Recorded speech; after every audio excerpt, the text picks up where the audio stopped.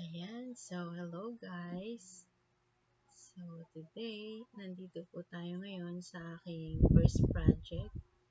Um, nag, Nag-practice po kasi ako self-study ng um, coding using HTML, JavaScript, and CSS.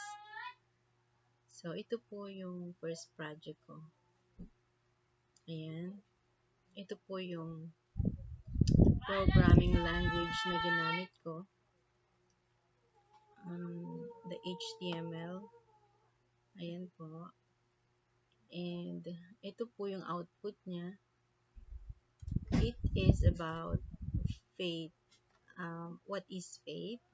When you click this one, makikita natin yung picture dyan ni Jesus Christ. And dito naman, why do we need to have faith is i-click natin siya. And ito muna, what is faith? Ayan, so picture siya ni Jesus Christ.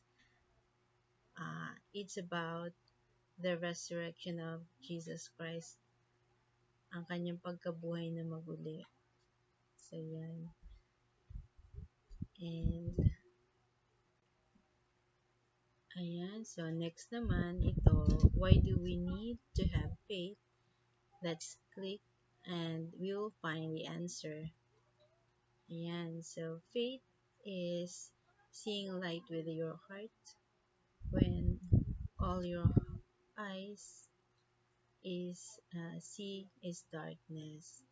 So, ayan. Yan yung mga picture na nilagay ko. And then, next is why faith is important. Let's find the answer. Let's click this one. Okay.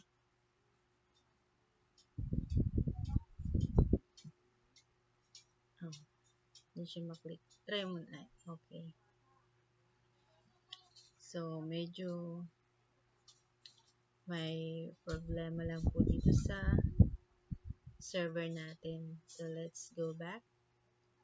Okay, so dito naman tayo sa what does faith can do. By faith, we understand the word and work of God.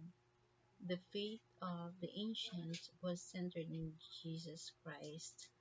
By faith, man subdued kingdoms, wrought righteousness, and worked miracles. Let's find out here in the gospel is the power of God unto salvation through Jesus Christ. Let's click this and it will show us the link. Oh, kaya lang there's something problem with the internet connection. That's why we couldn't access the link. So I'm sorry for this one. So a network change was detected. So I think something problem with this one. Let's go back again. Ayan, so here we are again. So let's click this link and let's find out again what is inside here. It's about the gospel is the power of God unto salvation through Jesus Christ. Let's read the inside of this link. Oh, I think something went wrong. It couldn't click. Okay, let's go to another one. Okay, let's try this one. So, important part of building faith. Number one is I will tell you in your mind and in your heart. Next is most questions can be resolved through sincere study and seeking answers from God.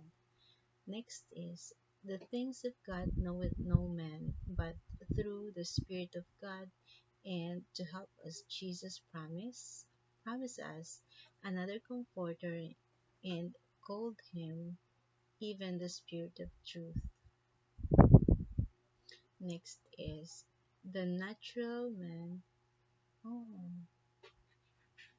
there is always something went wrong. I'm sorry for this one.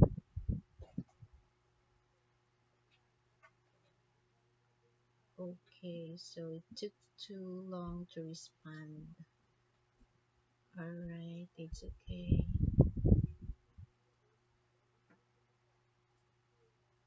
Let's go back again. Okay, guys, I think that's it for now. Siguro, so I think that's it. So thank you for watching and have a great day. Bye for now.